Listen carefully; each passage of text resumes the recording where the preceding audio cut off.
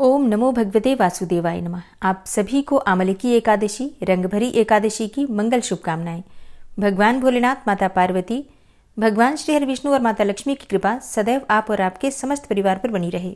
दोस्तों, अगर आप आमलकी एकादशी का व्रत धारण करते हैं, अगर आपने व्रत धारण कर रखा है तो ये वीडियो आपके लिए बहुत महत्वपूर्ण है। इस वीडियो में मैं आपसे शेयर करने वाली हूँ कि आमलकी एकादशी में व्रत के पारण करने का शुभ मुहूर्त क्या है, व्रत खोलने का शुभ मुहूर्त क्या है, व्रत खोलते समय आपको किन बातों का ध्यान रखना चाहिए, पारण में आपको कौन सी चीज़ खानी चाहिए और कौन सी चीज़ नहीं खानी चाहिए, कौन सी चीज़ खाकर हमें व्रत खोलना चाहिए, कौन सी ऐसी वस्तु है जो आज हमें ज़रूर खानी चाहिए। एकादशी का व्रत धारण करते हैं तो द्वादशी के दिन किन बातों का ध्यान रखना चाहिए, संपूर्ण जानकारी, जैसे कि द्वादशी के दिन पूजा करने से लेकर पारण करने तक, और इसके अलावा भी दिन में हमें क्या खाना चाहिए, द्वादशी के दिन क्या नहीं खाना चाहिए, कब खाना चाहिए, संपूर्ण जानकारी आपको आज की वीडियो में मिलने वाली है। तो वीडियो बहुत महत्वपूर्ण है, पूरा ज़रूर देख लीजिए। अच्छी लगे वीडियो तो लाइक भी ज़रूर कीजिए, क्योंकि आपके लाइक्स, आपके कमेंट्स मेरे लिए बहुत महत्वपूर्ण होते हैं। यही एकमात्र जरिया है जिनसे मुझे पता चलता है कि आपको ये वीडियो अच्छी लगती है और आपके लिए ये वीडियो उपयोगी है। तो अगर वीडियो अच्छी लगे तो लाइक तो ज़रूर ही किया कीजिए। और अब जानते हैं कि एकादशी व्रत का पारण हमें कब करना है। देखिए, द्वादशी तिथि में एकादशी व्रत का पारण करते हैं और द्वादशी तिथि प्रारंभ हो रही है 27 फरवरी 2026 को रात्रि 10:32 पर और द्वादशी तिथि समाप्त हो रही है 28 फरवरी 2026 को रात्रि में 8:43 पर। तो आमलकी एकादशी का व्रत हमें धारण करना है 27 फरवरी को, व्रत का पारण करना है 28 फरवरी 2026 को शनिवार के दिन सुबह 6:47 से सुबह 9:06 के बीच में। एकादशी व्रत में पारण के शुभ मुहूर्त का ध्यान रखिए, नहीं तो एकादशी व्रत का संपूर्ण फल हमें नहीं मिलता। द्वादशी तिथि के दिन आपको जल्दी उठना है। जिस प्रकार से एकादशी के दिन हम ब्रह्म मुहूर्त में उठते हैं, उसी प्रकार से द्वादशी के दिन भी जल्दी उठकर और नित्य कर्मों से निवृत्त होकर स्नान करके इसके बाद भगवान सूर्यदेव को जल देना चाहिए और उसके बाद भगवान श्री विष्णु की विधि विधान से पूजा करनी चाहिए। पूजा हम उसी प्रकार से करते हैं जिस प्रकार से हम एकादशी के दिन करते हैं। भगवान श्री विष्णु का पंचामृत से अभिषेक करते हैं, उन्हें पीले वस्त्र अर्पित करते हैं, पीले चंदन से उनका श्रृंगार करते हैं और फिर धूप, दीप, पुष्प इत्यादि अर्पित करके विधि विधान से उनकी पूजा करते हैं। पंचामृत का भोग लगाते हैं भगवान को। जो भी यथासंभव यथाशक्ति हमारे पास सामग्री होती है भोग की, फल या मिठाई, उसका भोग लगाते हैं। भगवान श्री विष्णु के मंत्रों के द्वारा, जैसे कि ओम नमो भगवते वासुदेवाय नमः या फिर ओम नमो नारायणाय या फिर कोई भी मंत्र के द्वारा भगवान श्री विष्णु की विधि विधान से पूजा कर लीजिए, मंत्र जप कर लीजिए। इसके बाद उनकी आरती कर लीजिए और फिर भगवान से क्षमा प्रार्थना कीजिए। व्रत में, पूजा पाठ में जाने अनजाने कोई भी भूल चूक हुई हो उसके लिए। इसके बाद जिस प्रकार से आप व्रत का संकल्प लेते हैं, जैसे कि कई भक्त हैं जो कि हाथों में जल और पुष्प लेकर संकल्प लेते हैं, या फिर कई भक्त वैसे ही सिर्फ हाथ जोड़कर भी भगवान के व्रत का संकल्प ले लेते हैं। तो जिस प्रकार से आपने व्रत का संकल्प लिया है, उसी प्रकार से आपको व्रत का समापन करना है। जैसे कि अगर आपने हाथ में जल पुष्प लेकर व्रत का संकल्प लिया है, तो उसी प्रकार से हाथ में जल और पुष्प ले लीजिए, थोड़े से तिल ले लीजिए सफ़ेद वाले, और भगवान के सामने हाथ जोड़कर प्रार्थना कीजिए कि हे श्री हरि विष्णु, हे जगत के पालनहार, मैंने आपकी कृपा की प्राप्ति के लिए आपकी कृपा से आमलकी एकादशी का व्रत धारण किया और पूरे सच्चे मन से, श्रद्धा भाव से आपकी पूजा आराधना की। यथाशक्ति, यथासंभव, जैसा भी मुझसे बन सका मैंने पूजा की, आराधना की, मंत्रों का जप किया। हे श्री हरि विष्णु, आप उसे स्वीकार कीजिए और इस व्रत में, पूजा पाठ में किसी भी प्रकार की भूल चूक हुई हो तो मुझे क्षमा कीजिए और अपनी अविरल भक्ति मुझे प्रदान कीजिए। सदैव आपकी शरण में रहूं, आपकी सेवा में रहूं, सदैव आपकी भक्ति करती रहूं, व्रत पूजा पाठ करती रहूं या करता रहूं। इस प्रकार से मुझ पर कृपा कीजिए। हे श्री हरि विष्णु, इस व्रत का संपूर्ण और शुभ फल मुझे प्रदान कीजिए और इस व्रत में, पूजा पाठ में जाने अनजाने मुझसे कोई भी भूल चूक हुई हो तो उसे क्षमा कीजिए। इसके बाद आपके हाथ में जो सामग्री है, जल और पुष्प, भगवान के चरणों में अर्पित कर दीजिए और फिर अपने दोनों हाथ जोड़कर भगवान से प्रार्थना कर लीजिए। एक और चीज़, अगर आपने किसी कामना के निमित्त ये व्रत धारण कर रखा है, जैसे कि बहुत से भक्त हैं जो अपनी मनोकामना के लिए ये व्रत धारण करते हैं, जैसे कि संतान प्राप्ति की या फिर धन प्राप्ति की या फिर विवाह की, या और भी बहुत सारी कामनाएं होती हैं भौतिक सुखों की। तो अगर आपने किसी भी प्रकार की कामना के लिए ये व्रत धारण किया हुआ है तो अपनी कामना भी भगवान श्री हरि विष्णु से कह दीजिए, उनसे प्रार्थना कर लीजिए और अपना व्रत, अपनी पूजा भगवान श्री हरि विष्णु को समर्पित कर दीजिए कि हे श्री हरि विष्णु, मैंने जो भी व्रत पूजा पाठ किया सब आप ही को समर्पित करती हूँ, आप उसे स्वीकार करके और मुझ पर कृपा कीजिए। इसके बाद एक और कार्य होता है दान करने का। अब देखिए, शास्त्रों में तो कहा गया है कि शुद्ध और सात्विक भोजन बनाकर और भगवान को भोग लगाइए, फिर ब्राह्मण को घर बुलाकर भोजन कराइए। लेकिन अब सब लोग ऐसा नहीं कर पाते हैं।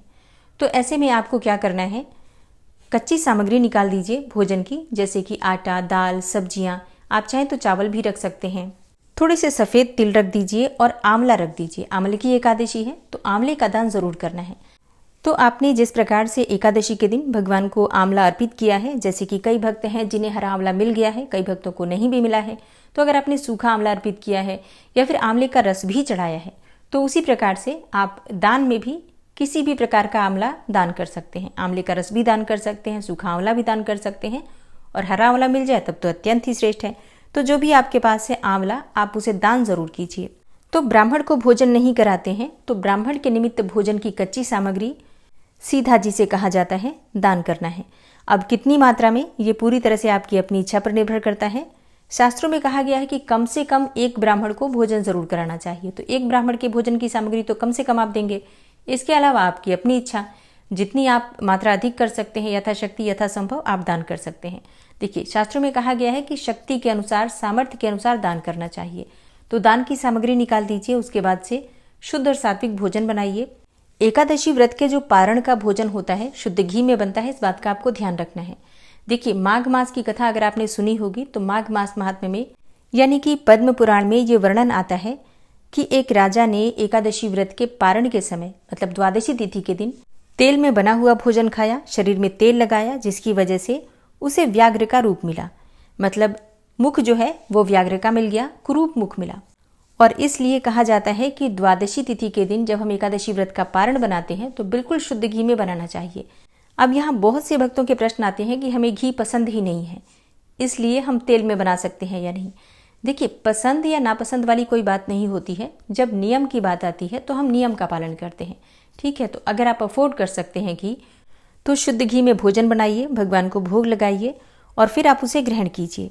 और अगर आप बिल्कुल भी घी नहीं खा सकते हैं या फिर अफोर्ड नहीं कर पाते हैं, तो ऐसे में आप मूंगफली के तेल में, या फिर आप चाहें तो सूरजमुखी का तेल होता है, ऑलिव ऑयल होता है, उसमें से भी किसी भी तेल में बना सकते हैं।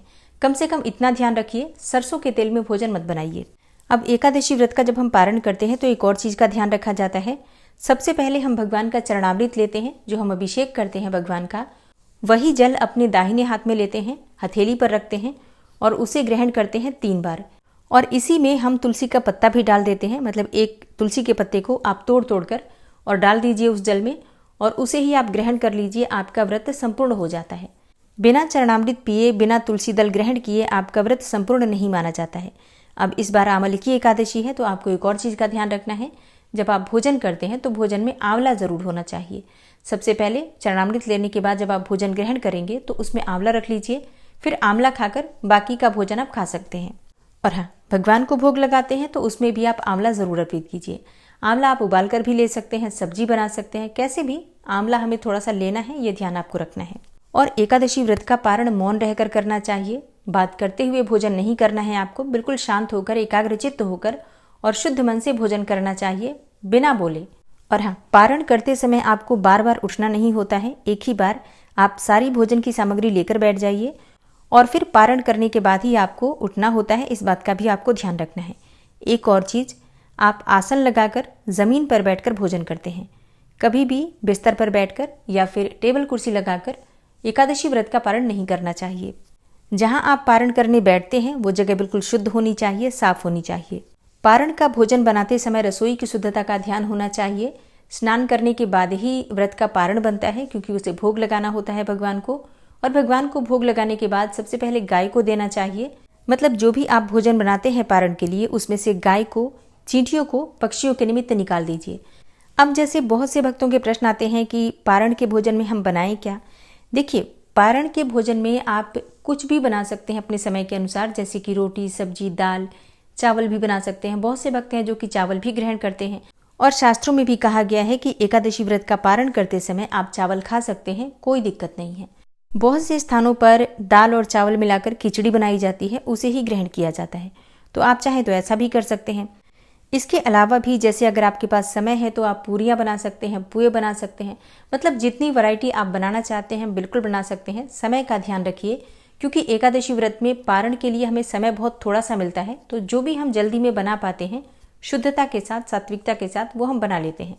चाहे रोटी, सब्जी, दाल, चावल या हलवा पूरी, जो भी आप खाना चाहते हैं बना लीजिए।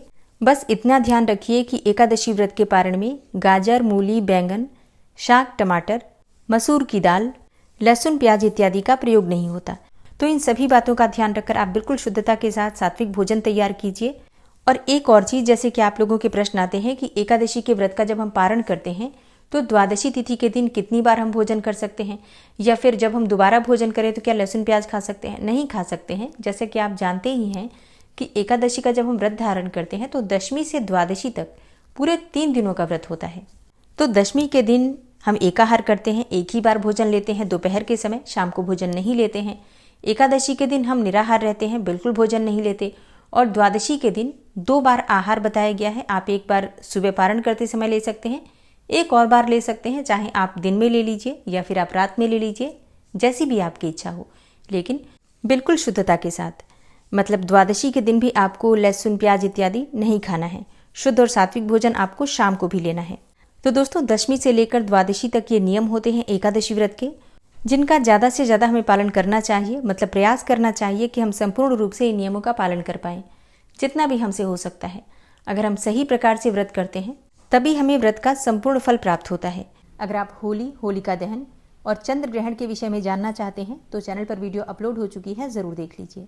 उम्मीद करती हूँ वीडियो आपके लिए उपयोगी होगी। अगर वीडियो अच्छी लगी हो तो लाइक कीजिएगा, संभव हो तो शेयर भी कीजिए, और चैनल पर पहली बार आए हैं तो सब्सक्राइब करके बेल आइकन को ज़रूर प्रेस कर लीजिए अगर आपको आज की वीडियो अच्छी लगी है तो। मिलती हूँ मैं आपसे अगली वीडियो में, तब तक के लिए जय श्री राधे।